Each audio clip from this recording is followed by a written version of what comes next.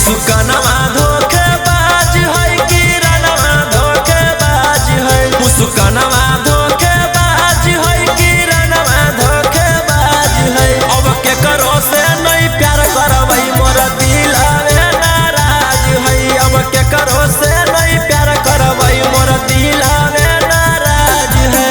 आजकल कुल छौड़िन के बदलल मिजाज है।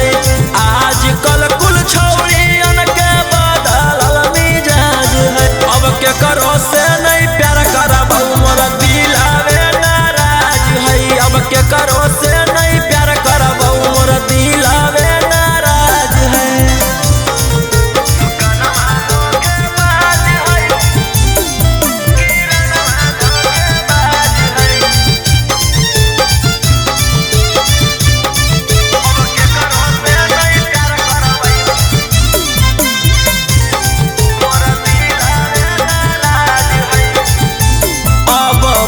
के रहबोगे खूबे पैसा कमाईबौ। पैसा कमा के गे एक दिन गरादा उड़ाईबो।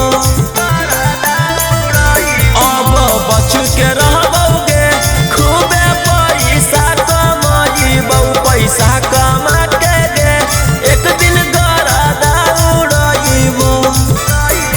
और छौड़िन के चक्कर में छौड़ी के चक्कर में बर्बाद दुनिया आज है। अब के करो से नहीं प्यार करबौ मोर दिल हवे नाराज है। अब के करो से नहीं प्यार करबौ मोर दिल हवे नाराज है।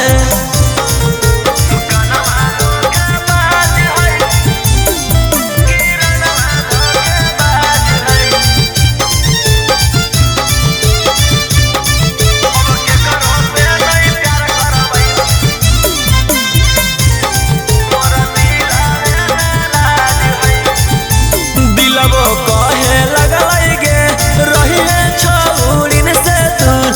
पहिले करले रौशन रोही अपन नाम मशहूर। दिलबो कहे लगलै गे रहिए छौड़िन से दूर। पहिले करले राजा रौशन अपन नाम मशहूर।